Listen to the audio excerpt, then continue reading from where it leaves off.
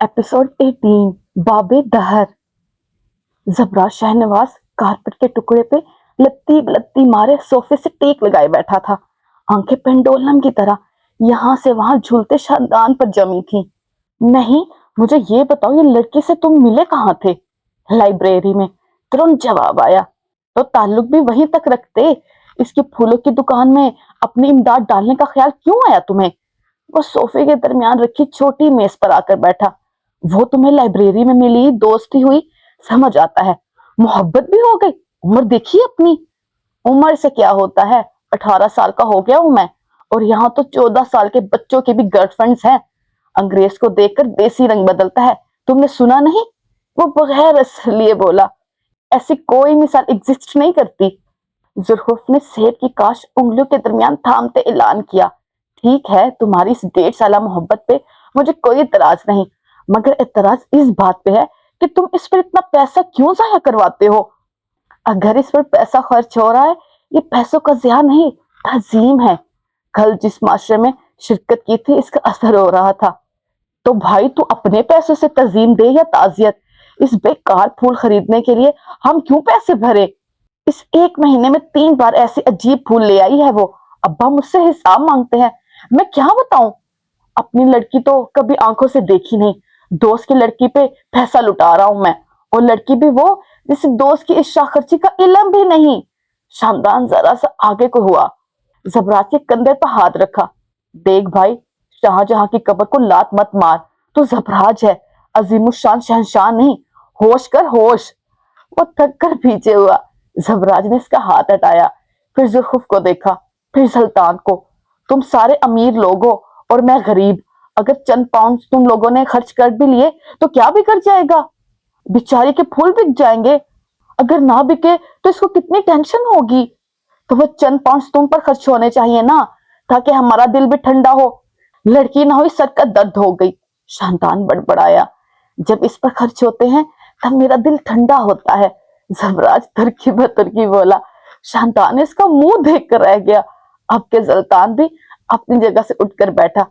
देखो यार, तुम इसको बताओ ना कि ओकेजन के हिसाब से फूल लाया करे। अब वो क्रिसमस पर पीले गुलाब ले आते हैं, ईद पर स्याह, और वैलेंटाइन डे पर सफेद। तुम कब तक इसको नुकसान से बचाओगे? जब तक मेरी हिम्मत जवाब नहीं दे जाती। और तुम्हें देखकर मुझे यकीन है, ये हिम्मत अगले 100 सालों तक जवाब नहीं देगी। शांतान जलकर बोला। इंशाअल्लाह। जुल्फ ने जैसे जबराज की बलाएं ली हो। यानी तुम इसे कोई मशवरा नहीं दोगे? सुल्तान ने आखिरी कोशिश करनी चाहिए। महबूब के उल्टे कामों पे मशवरा नहीं, मुफाहमत की जाती है। वो सीने पर हाथ रख के द्रफ्ती के आलम में बोला। वो जो भी गलत करेगी मैं फिक्स करूंगा। इसे लगता है मैं इसका लकी चार्म हूं, मैं इसका यकीन बरकरार रखूंगा। इसे लगता है मेरे आने से इसके फूल बिकेंगे, मैं वो बिकवाऊंगा। इसने तीनों दोस्तों पर नजर डाली, फिर अपनी जगह से उठ खड़ा हुआ। मुझे ये बताओ, तुम लोग मेरे साथ आ रहे हो कि नहीं? सुल्तान दोबारा लेट गया, कमर दुखे थी बैठकर। मैं तो आ रहा हूं, वैसे भी मेरे बाप के पास हराम का पैसा बहुत है। वो तो मेरे बाप के पास भी है, लेकिन इन्हें लगता है मैं सारा पैसा लड़कियों पर उड़ा रहा हूं। अब इन्हें क्या बताऊं, लड़की के नाम पर इसका साया भी नहीं जिंदगी में। और मेरी बहनों और अम्मा को लगता है कि मैंने कोई नया ब्रांड ढूंढ लिया है, जिस पे मैं बदरेख पैसा लुटा रही हूँ, और वो मुझसे नाम उगलवाना चाहती हैं। सेब की काश मुंह में रखते इसने कंधे उचकाए। इतना पैसा होने के बावजूद जब तुम्हारे वालिदैन ने इतनी सख्ती करनी है, तो ऐसे माँ बाप रखने का क्या फायदा? जबराज को अफसोस हुआ। बाकी सब भी सोच में पड़े। फिर जुल्फ प्लेट छोड़कर उठी, हाथ से छोटे बालों को पीछे किया। वो प्लेट दोबारा उठाने लगी जब संतान ने उछक ली। कम खाओ मोटी, किसी दिन फट जाओगी, झलकर कहते वो प्लेट ले गया। जुल्फ बुरा मनाए बगैर आगे आई, जबराज के सामने आकर खड़ी हुई। तुम बस इसे खुश रखो, पैसे का क्या है, आने जाने चीज है। काश कोई मेरे लिए भी इतनी एफर्ट्स करता। मैं तैयार हूँ। शानदान सोफे पर पैर फैलाए हुए बोला। बाल बढ़ा लो, फिर प्रपोज करूंगा। मुझे लंबे बालों वाली लड़कियां पसंद है। मजे से सेब खाते हुए ऑफर दी। जल्तान की रंगत फीकी पड़ी थी, जैसे वाजिया तौर पर सिर्फ जबराज ने नोट किया था। तो मैं तो पूछने से पहले ही मना करूंगी। परे मरो। जुल्फ को खौफ हुई। मुझे मना करोगी तो मैं तुम्हारे घर रिश्ता भेज दूंगा। यकीनन तुम्हारा ज़हीन माँ बाप मेरा रिश्ता नहीं ठुकराएंगे। आपके इसने कन अखियों से ज़ल्तान को भी देखा था। इसकी आंखों में बेचैनी भरने लगी थी। इसके हिसाब से गुफ्तगू गलत सिम जा रही थी। दुरुस्त कहा, रिश्ता नहीं ठुकराएंगे बल्कि तुम्हारी ठुकाई करके तुम्हें घर से निकालेंगे। बस कर दो तुम दोनों, ज़ल्तान चिढ़कर बोला। इसके कान तक जब से सुर्ख होने लगे थे। हर वक्त फजूल बातें करते हो। अपनी जगह से उठकर वो शानदान के करीब आया और इसके बालों को हाथों की मुट्ठी में लेकर जोर से खींचा। शानदान की चीखें अर्श तक गई थी। जबराज कमीनी नजरों से इन दोनों को देखता रहा। ज़ुल्फ ने अपनी प्लेट वापस उठा ली थी। भूख लग गई थी भाई। दोबारा ऐसी हरकत की तो ज़ुल्फ के घर वालों से पहले तुम्हारी ठुकाई मैं करूंगा। वो इसके कान के पास झुक कर बोला, फिर झटके से इसके बाल छोड़े। वो कराहा भी, फिर वाहियात अंदाज में मुस्कुराया भी। जबराज और वो आंखों ही आंखों में अपने अंदाजे की दुरुस्ती पर एक दूसरे का माथा चूम चुके थे। चलो फूल लेने चलते हैं। इसने ज़ुल्फ के हाथ से प्लेट ले ली। बैठे बैठे 4 सेब खा गई थी। शानदान अपने बालों को दुरुस्त करता अपनी जगह से उठा था और जबराज तो था ही तैयार। वो हर दफा धनीन जाफर के फूल यूं ही बिकवाया करता था। वो लकी चार्म था या नहीं, लेकिन वो इसके लिए एफर्ट्स करता था, ये सच था। फूलों की इस दुकान में वापस आओ तो वो छोटे मोबाइल पर एक बार फिर अपने दोस्तों को मैसेज भेजकर यहाँ बुला रहा था। जरा सी मिन्नत समाजत के बाद वो दोनों आ ही जाते। काउंटर के पार से इसने नजर उठाकर देखा। धनीन लकड़ी के 2 छोटे छोटे स्टूल अब दुकान के शेड तले रख रही थी। वो मुस्कुराया, यानी वो जबराज की आदी हो चुकी थी। इसी पल 3 लड़कों का ग्रुप इन्हीं दुकान की तरफ आता दिखाई दिया। इनका हुलिया अच्छा था, मगर वो इस हुलिया में मिसफिट लगते थे। तीनों में से एक लड़का आगे आया। काउंटर के पास खड़े जबराज ने इससे इसकी पसंद पूछने को मुंह खोला था कि लड़का अपनी पैंट में इसका चाकू निकाल चुका था। जितना भी कैश है सब निकालो, आवाज नहीं आनी चाहिए। इसका बरतानवी और लबो लहजा भी उजाट गवारों जैसा था। शेर तले खड़ी धनीन तो इनके हाथों में चाकू देखते ही सुन हो गई थी। इनमें से एक लड़के ने नामहसूस अंदाज में चाकू इसकी कमर के साथ झुबोया तो वो जैसे होश में आई। पैसे मत देना जबराज, दादा का ऑपरेशन करवाना है, वो खौफजदा अंदाज में उर्दू में बोली। जबराज जैसे सूरत हाल को समझ चुका था। लड़का अब भी अंग्रेजी में दबा दबा धमका रहा था। जबराज ने अपने हाथ ऊपर उठा लिए। नजर इस सुर्ख फिराक वाली लड़की पे थी। यूं ही हाथ उठाए वो काउंटर के दराज की तरफ झुका। दरवाजा खोला, पैसे हाथ में लिए। इसकी नजरें एक एक का स्कैन कर चुकी थी। पैसे मत देना जबराज, वो एक बार फिर गीली खौफजदा आवाज में बोली। वो पैसे हाथ में लिए सीधा हुआ और एक नजर दानीन की डबडबाती आंखों में देखा, फिर चाकू वाले लड़के को। लड़के ने ज्यों ही इससे पैसे झमकते चाहे, जबराज ने जमे हुए हाथ का मुक्का इसकी नाक पर दे मारा। लड़का तेवर खाकर पीछे हुआ, मगर इसके दूसरे साथी ने हाथ में पकड़ा चाकू तेजी से जबराज के कंधे में घुसा दिया था। चाकू ने इसके बाजू को चीर दिया और खून इसकी शर्ट को गंदा करने लगा। दर्द, इसके बाजू में दर्द उठा था। लड़के ने चाकू बाहर निकाला और जबराज के हल्क से एक चीख बरामद हुई। शश, हो गया, हो गया। इसके चीखने पर शानदान ने इसके कंधे पर हाथ रखा। गोली का जरा बाहर आ चुका था। वो जैसे निढाल सा होकर पीछे गिरा। जिस्म से सारी ताकत मुचड़ सी गई थी। इसका चेहरा जर्द पड़ गया था। देखो हो गया, बस सब ठीक है, सब ठीक है। शानदान अब इसके चेहरे और गर्दन पे आए पसीना साफ कर रहा था। वो बुरी तरह बेहाल हो गया था। जुल्तान खामोशी से इसके पैर पर टांके लगा रहा था, जिससे जबराज आंखें मेच लेता था, मुट्ठी बंद कर लेता था।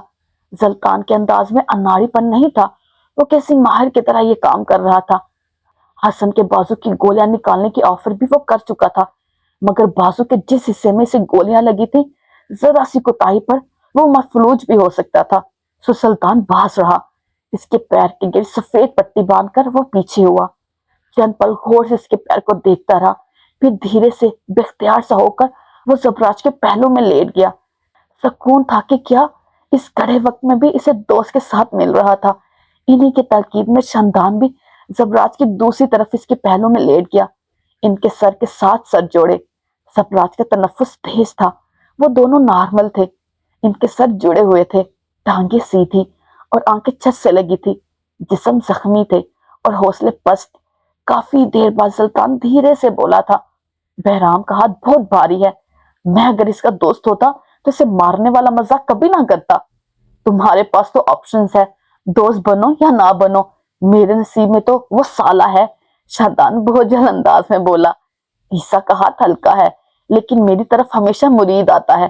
زبراج کی آواز میٹھی ہوئی تھی، کم وقت ہاتھ نہیں پستول کا دستہ استعمال کرتا ہے۔ میں روزگار میں سب کو معاف کر دوں گی، اس ذلیل بہرام کو کوٹ میں گھسیٹوں گی، میرا ہاتھ ابھی تک درد کر رہا ہے۔ وہ اپنا ہاتھ دیکھتے ہوئے یا ساحل سے بولی۔ وہ تینوں مرد زیر لب مسکرائے مگر خاموش رہے۔ یہ خاموشی بھی بہت کچھ کہہ رہی تھی۔ کافی دیر کی خاموشی کو شمدان نے توڑا تھا۔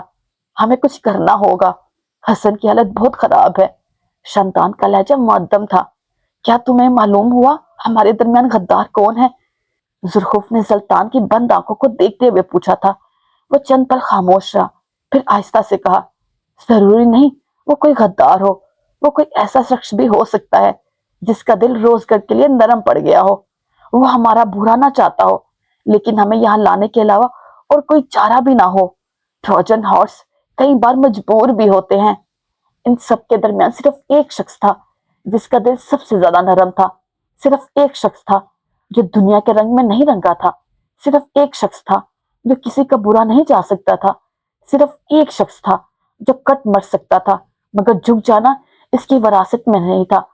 وہ جو اس وقت ہوش میں نہیں تھا، وہ جس کے جسم سے خون کثیر تعداد میں بہہ چکا تھا، وہ شاید مر بھی سکتا تھا۔ ہم تو دوست تھے، ہمارے درمیان ایسا کیا آ گیا؟ جو بھی تھا، جیسا بھی تھا، ہم حل نکال سکتے تھے۔ زبراج بند آنکھوں سے بڑبڑایا، ہم حل نکال سکتے تھے نا؟ سلطان نے آنکھیں کھولیں۔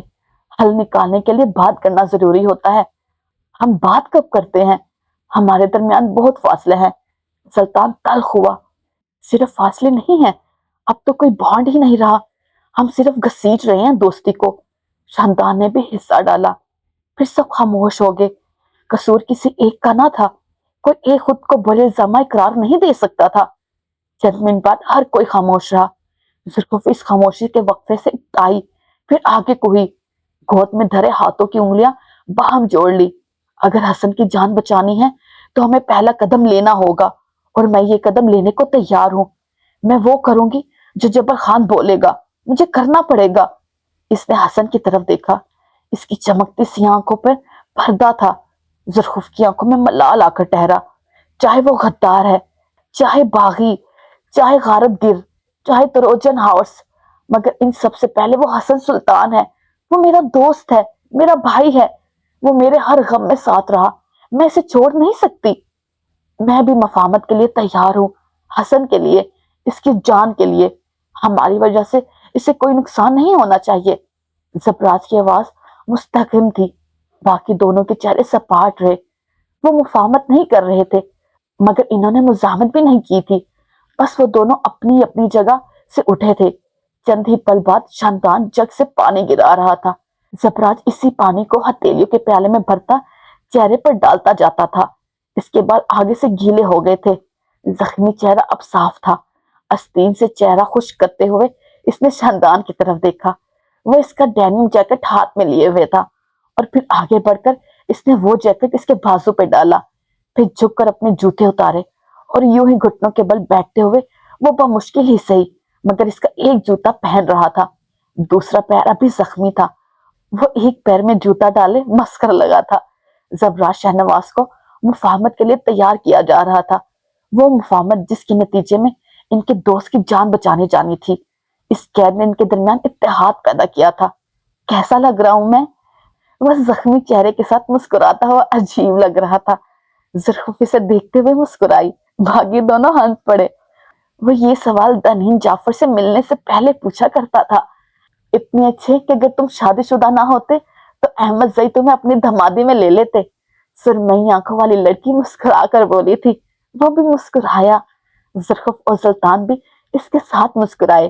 شاندان ننگے پیر سر جھکائے کھڑا تھا، گلے میں گلٹی ابھر کر محدم ہوتی تھی۔ اسے اپنے زخموں کی پرواہ نہیں رہی تھی۔ یہ وہ لمحہ تھا جب اسے خوف آ رہا تھا۔ سلطان نے اس کے کندھے پر ہاتھ رکھا، شاندان نے آنکھیں بند کر لی، لبوں کو دان سے کاٹا۔ کئی سال بعد سلطان صفدر کا ہاتھ اس کے کندھے پر ڈھارس کی طرح جمع تھا۔ درمیان سے سارے مال و سال غائب ہوئے۔ سلطان ایک بار پھر دوست تھا، وہ ایک بار پھر اس کے گلے لگنا چاہتا تھا۔ ہم ساتھ ہیں تو ہمیں کوئی نہیں توڑ سکتا۔ اس نے دھیرے سے شاندان کے کان کے پاس سرگوشی کی۔ شاندان نے سر ہلا دیا۔ حسن مر جائے گا؟ وہ پوچھ رہا تھا، اپنے خدشات کو زبان دے رہا تھا۔ اسے کچھ سمجھ نہ آیا۔ وہ ہمیں چھوڑ دے گا؟ 10 سال سے چمٹی جونک ہے، وہ نہیں مرے گا، نہ چھوڑے گا۔ ذوالفقار تسلی دینے کے انداز میں بولے، پھر اپنے بالوں کی چٹیوں کے بل کھولے، ہاتھوں سے انہیں درست کیا۔ زبراج کا ایک ہاتھ اپنے کندھے پہ ڈالا اور مسکرائی۔ وہ اس کے ساتھ مسکرایا تھا۔ پھر ان چاروں لوگوں نے زینوں کے اختتام پر اس بند دروازہ جبل خان سے کہو اس کی ملاقات آئی ہے، تیاری کرے۔ وہ چاروں یک زبان ہو کر بولے تھے۔ وہ 4 لوگ متحد ہو چکے تھے۔ خون اور پسینے کی بو میں لپٹا وہ تہہ خانہ کچھ اور بھی سونگ سکتا تھا کیا؟ اندازہ لگاؤ۔ 10 جنوری دوپہر 3 بجے۔ دیوار پر نصب سکرینز والا کمرہ اس بیڈ 2 لوگوں کی موجودگی لیے ہوئے تھا۔ جبل خان جو کہ کانوں میں بڑے بڑے مائکس لگائے سکرین پر چلتے مناظر دیکھ رہا تھا، ساتھ اس کے ہاتھ کی بورڈ پر کھٹ کھٹ کچھ ٹائپ کر رہے تھے۔ کی بورڈ کے ساتھ شیشے کی پیالی رکھی تھی جس میں قہوہ تھا۔ ٹائپ کرتے ہوئے اس کا ہاتھ شیشے کی پیالی سے ٹکراتا تھا، مگر آج کیسا غضب تھا کہ جبل خان نے ایک بار بھی قہوے کی اس پیالی کو لبوں سے نہیں لگایا تھا۔ زندگی میں پہلی بار اس نے چائے کو نظر انداز کیا تھا۔ وہ سپاٹ تاثر لیے ہوئے مشینی انداز میں کام کر رہا تھا۔ اس کا دل جیسے خاص تر ہو گیا تھا اور وہ راگ بھی نہیں سمٹ سکا۔ دوسرا وجود گمسم سا تھا۔ حنزلہ اس کے ساتھ والی نشست پر چپ چاپ سی بیٹھی تھی، خاموشی سے جبل خان کو دیکھتی رہی، بغیر کہے سے سنتی ہوئی۔ اس نے جبل خان کو اتنا افسردہ آج تک نہیں دیکھا تھا۔ کنٹرول بہرام لالا کے ہاتھ میں نہیں جانا چاہیے تھا، وہ چیزیں میس اپ کر دے گا۔ کافی دیر بعد وہ آہستگی سے بولی۔ جبل خاموش رہا۔ اس نے آتے ہی سب خراب کر دیا ہے۔ اس نے انہیں گولیاں ماری ہیں۔ ایجنٹ کے پلان میں گولیاں نہیں تھی، ایجنٹ کے پلان میں فلو تھا، غصہ اور انا نہیں، سب سموتھ تھا۔ بہرام سب خراب کر رہا ہے، میں آپ کو بتا رہی ہوں، ہم پچھتانے والے ہیں۔ وہ تمہارا باس ہے، تمہیں اس کے بارے میں ایسے بات نہیں کرنی چاہیے۔ وہ اس کی تمام باتوں کے جواب میں صرف یہی بولا تھا۔ چہرے کے برف جیسے تاثرات سے کچھ بھی اندازہ لگانا مشکل تھا۔ دروازہ کھولتے بہرام کے کانوں میں اس کے یہ الفاظ پڑے تو وہ لب کاٹ کر رہ گیا، دل میں گرہیں پڑنے لگی۔ اس نے جو کچھ آپ کے ساتھ کیا ہے میں اسے بھائی بھی نہیں ماننا چاہتی، اور آپ کہتے ہیں وہ میرا باس ہے؟ میرا باس جبل خان ہے، وہ ترش انداز میں بولی۔ جبل نے گردن پھیر کر کچھ کہنا چاہا، پھر رک گیا۔ اس نے بہرام کو اندر آتے ہوئے دیکھ لیا تھا۔ وہ دوبارہ اسکرین کی طرف متوجہ ہو گیا۔ کہیں پھر کیوں آئے ہیں یہاں؟ کیا اب بھی کچھ کہنا باقی رہ گیا ہے؟ وہ کرسی چھوڑ کر اس کے سامنے آ کر کھڑی ہوئی، آنکھوں میں تیش تھا۔ پوری محفل، پوری برادری کے سامنے آپ نے اپنے ہی بھائی کے قصے اچھالے؟ آپ ایسا کیسے کر سکتے ہیں؟ اس کا لہجہ بلند ہوا۔ تم جاؤ یہاں سے، مجھے جبل سے بات کرنی ہے۔ واؤ! حنزلہ نے طنزی انداز میں بازو اٹھائے۔ ساری محفل میں بڑے بھائی کو ذلیل کر سکتے ہیں، لیکن میرے سامنے بات کرتے ہوئے شرم آ رہی ہے؟ لگائیں مزید الزامات، لگائیں ذرا، میں بھی تو سنو، شرم نہیں آتی آپ کو؟ اس کا سرخ و سفید چہرہ اس وقت صرف سرخ تھا۔ بکواس نہ کرو ہانی، لگاؤں گا ایک الٹے ہاتھ کی، وہ سختی سے بولا۔ لہجہ دھیما رکھو بہرام، جبل اس سارے میں پہلی بار بولا تھا۔ اول تو وہ تمہاری بہن ہے، دوئم تم اس وقت اپنی ورک پلیس پہ ہو، اور سوئم میں اس کا بڑا بھائی ہوں۔ میری بہن سے تمیز سے بات کرو، ہاتھ مجھے بھی اٹھانے آتے ہیں۔ اس کی نظریں، اس کا لہجہ، اس کا انداز، وہ ہر شے سے باور کرواتا تھا وہ قیادت کے لیے پیدا ہوا ہے۔ اور تم ہاتھ اٹھا چکے ہو مجھ پر، اس لڑکی کی خاطر تم نے مجھ پر ہاتھ اٹھایا جبل۔ اب جب تم آدھے روزگار کو میرے قصے سنا چکے ہو تو ایک اور بات سن لو بہرام، وہ یوں اس کی طرف پشت کیے بے لچک انداز میں کہہ رہا تھا۔ میں اس کے لیے مار بھی سکتا ہوں، ماروں گا بھی اور مروں گا بھی، سامنے چاہے بہرام ہو یا ساری دنیا، فرق نہیں پڑتا۔ اسے دوبارہ ہاتھ لگانے سے پہلے یہ یاد رکھنا وہ میرے لیے کیا ہے۔ بہرام خاموش رہا۔ چند لمحے کے توقف کے بعد جبل پھر سے بولا تھا۔ تم جاؤ ہانی، تمہارے باس کو اپنے ٹیم ممبر سے بات کرنی ہے۔ اس کا لہجہ نرم ہوا تھا۔ ہانی چند پل دان پر دان جمائے سب سے اسے دیکھتی رہی، پھر پیر پٹک کر باہر نکلتی چلی گئی۔ जबल ने इसे जाते हुए देखा, फिर वो स्क्रीन की तरफ मोड़ लिया। बहराम गर्दन झुकाए संसारी से खड़ा रहा।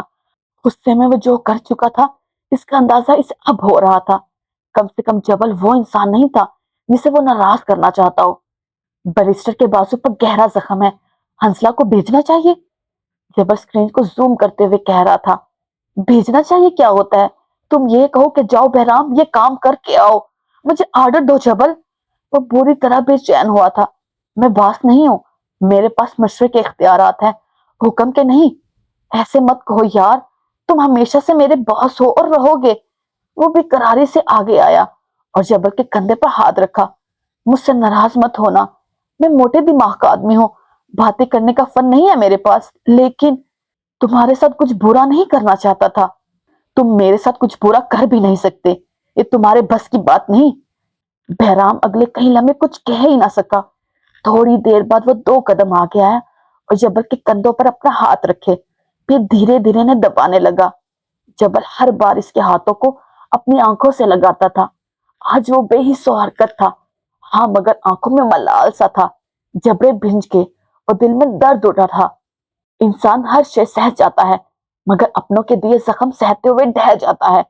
जबा खान भरी भरी दीवार की मानद ढह गया था। मुझे माफ कर दो, मैं ये सब नहीं चाहता था। इसने गर्दन झुका दी। तुम्हें इक़्तिदार चाहिए था बहराम, कम से कम एक बार मुझसे बात की होती। मुझे इक़्तिदार नहीं चाहिए था जबल, मैं बस तुम्हारे काम करने के तरीके से खुश नहीं था। और अगर मैं तुमसे कहता तो तुम कभी मेरी बात ना मानते। क्या मैंने पहले नहीं मानी थी? जबल ने इसके हाथ हटाए, चाह कर भी इसके अंदाज में सख्ती ना आ सकी, मगर ये नरमी भी बहराम को जूते की तरह लगी थी। तुमने 6 माह कबल मुझसे हिस्सेदारी मांगी थी और मैंने इनकार नहीं किया था। क्या मैंने किया था? वो कुर्सी का रुख मोड़े इसे देखे गया। शर्मई आंखों का रंज दिल को चीर देता था। तुमने अगर एक बार, सिर्फ एक बार मुझसे क़यादत मांगी होती तो तुम ना देते, क्योंकि तुम्हें लगता है मैं इसके काबिल नहीं। एजेंट को भी यही लगता है। वो होंठ काटने लगा। हमें दुरुस्त लगता है। जबल दो बदो बोला, तुम वाकई क़यादत के काबिल नहीं हो, लेकिन मैं फिर भी तुम्हें इख्तियार देता ताकि तुम्हें यकीन आ जाए कि तुम इस काबिल नहीं हो। तो फिर मैं इस प्लान का हिस्सा क्यों हूं? जब मुझे कुछ नहीं आता तो मैं यहाँ इतने दिन से बगैर सोए क्यों हूं? 7 माह से मैं खुद को क्यों ख्वार कर रहा हूं जब मैं इस काबिल ही नहीं हूं? इसके मुंह से कफ निकलने लगा था। वो मजीद बर्दाश्त करने की सकत नहीं रखता था, क्योंकि तुम हाथ से बात करने में अच्छे हो, क्योंकि तुम लोगों को मारते वक्त जानवर बन जाते हो। यही तुम्हारी ताकत है, यही तुम्हारा काम जो तुमने लिया है। तुम इस ताज को संभाल नहीं सकते। तुम्हें लगता है ये आसान है, तक कभी भी आसान नहीं हुआ करते बहराम खान। इसके लहजे में कब तंज घुला, इसे मालूम ना हो सका। ये तुमसे लोग भी खिलाफ करेगा, रातों की नींद भी उड़ाएगा, जज्बातों पर बन भी बिठाएगा। वो रुक गया। कुछ अल्फाज कहे तो जुबान से जाते हैं, मगर इन्हें कहने के लिए दिल चाहिए होता है। मोहब्बत से दस्तबरदारी भी दिलवाएगा। तख्त को तुम नहीं चुनते, वो तुम्हें चुनता है, क्योंकि इसे मालूम होता है इसके चुभोए कांटे में कितना जहर है और सहने वाले की शक्कत क्या है। लेकिन तुमने इसे खुद चुना है। अब जो हो इसके लिए तैयार रहना। तुम एक लड़की के लिए अपने भाई को बददुआएं दे रहे हो जबल? बहराम को तासुफ हुआ। तुम एक लड़की को मुझ पर फोकियत दे रहे हो? अगर इसका जिक्र महफिल में हो भी गया तो ऐसी कौन सी क़यामत आ गई है? तुमने महफिल में मेरा जिक्र किया है, मैं तुम पर खुद को फोकियत दे रहा हूं। जबल पहली बार इस पर चीखा था। पहली बार इसकी आवाज इसकी आंखों में तुर्शी दर आई। पहली बार वो चाऊ जैसा शख्स बहराम के लिए तपती धूप हुआ। मैं खातून से मोहब्बत करता हूँ और ये बात मैं सारी दुनिया के आगे कह सकता हूँ, लेकिन खातून से पहले खुद से और रोजगार से मोहब्बत करता हूँ। कुत्तों की तरह 7 माह जाग जाग कर काम किया। इन लोगों तक पहुंचने के लिए मैंने क्या क्या नहीं किया, और तुमने 1 मिनट के अंदर अंदर इन 4 लोगों के दरमियान कह दिया कि जबल खान को मोहब्बत ने मजबूर किया। जरूरत कैसी हुई तुम्हारी? वो घुर्रा रहा था। बहराम पीछे हुआ। इसे जबल से खौफ आया था। इसे पहली बार इसकी आंखें गैर लगी। वो अपने काम से जुनूनी हद तक ऑब्सेस्ड लगा। वो मोहब्बत जिस पर गरूर था मुझे, तुमने इस पर साजिश की। सारी जिंदगी इन लोगों की आंखों में अपने लिए तरह देखूंगा। हर कोई मुझे देखकर कहेगा, वो देखो जबल खान, बेचारे को शहर की लड़की से मोहब्बत हो गई और इसे हासिल नहीं कर सका। सारी दुनिया को मालूम होगा कि जबल खान का दिल टूटा है और इन सब की नजरों में तरस और तजस्सुस होगा। तुम ने मोहब्बत को मेरे लिए गले का कांटा बना दिया है, और अगर मैं एक बाप की औलाद हूं तो मैं तुम्हें इसके लिए कभी माफ नहीं करूंगा। इसके बुलंद लहजे को सुन हंजला भागती हुई दरवाजा खोल कर अंदर आई थी। जबल खान सुर्ख अंगार होती आंखें लिए बहराम पर बरस रहा था, और बहराम सुन था, साकत, साकिन। इसका भाई से छोड़ रहा था एक लड़की के लिए, सिर्फ एक लड़की। सब ठीक है, वो मोहतात अंदाज से कहती आगे आई, मगर इसकी आवाज दब गई। मैंने सोचा था तुम मेरे बड़े भाई हो, मेरी गलती पर मुझे मारोगे, डांटोगे, लेकिन मैं गलत था। वो बेयकीनी से कहते हुए पीछे हो रहा था। तुमने इस 2 टके की मोहब्बत को हम पर तरजीह दिया। इसने जोर से सीने पर मुक्का मारा। फिर ठीक है, आज से हम कप्तान और तुम हमारा सिपाही। बहराम खान, आज से तुम्हारा भाई नहीं, तुमको मोहब्बत मुबारक, हमको तख्त मुबारक। वो चला गया था, वो कहकर वाकई चला गया था। जबर खान लब भेजे से जाते हुए देखता रहा। एजेंट ट्रोजन हार्स था, लेकिन अपने दोस्तों के लिए। लेकिन क्या वो इनके लिए भी वही बन रहा था? जबर खान के हाथों से सब फिसल रहा था, तख्त, मोहब्बत, भाई, सब। 10 जनवरी शाम 4 बजे। आतिशदान की गरमाहट वाला कमरा अपने समाते चौकन्ने किए हुआ था। हर आते जाते कंधक पर इसकी सियात किसी जासूस की तरह पैदार होती थी।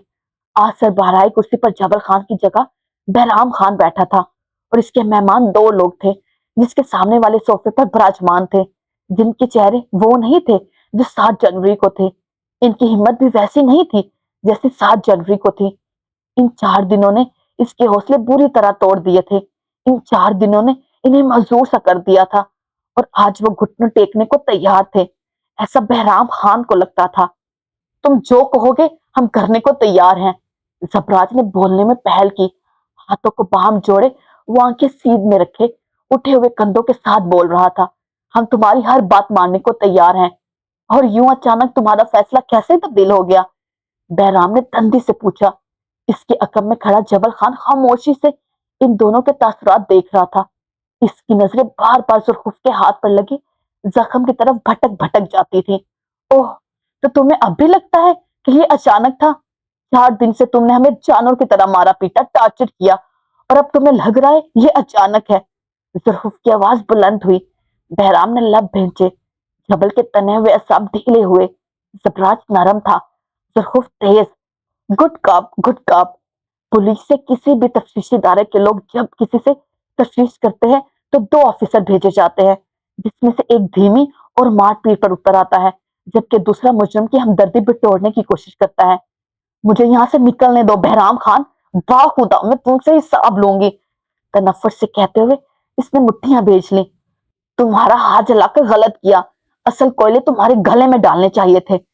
बहराम ने संजीदगी से तबसरा किया। जुल्फ ने कुछ कहने को मुंह खोला, मगर जबराज ने इसके हाथ पर हाथ रखकर इसे खामोश रहने का कहा। फिर बहराम को देखा। जारी। रुक जाए, रुक जाए, रुक जाए। आपने इस वीडियो को लाइक किया? नहीं किया ना, तो प्लीज लाइक कर दे। और चैनल को सब्सक्राइब किया? वो भी नहीं किया होगा यकीनन, तो वो भी कर दे प्लीज। और एंड पे कमेंट किया आपने? नजर आ रहा है आपने कमेंट नहीं किया, तो वो भी करें, ताकि पता चले ये वीडियो कहाँ से देखी जा रही है। टेक केयर, ओके, अल्लाह हाफिज, take care, tata, bye bye.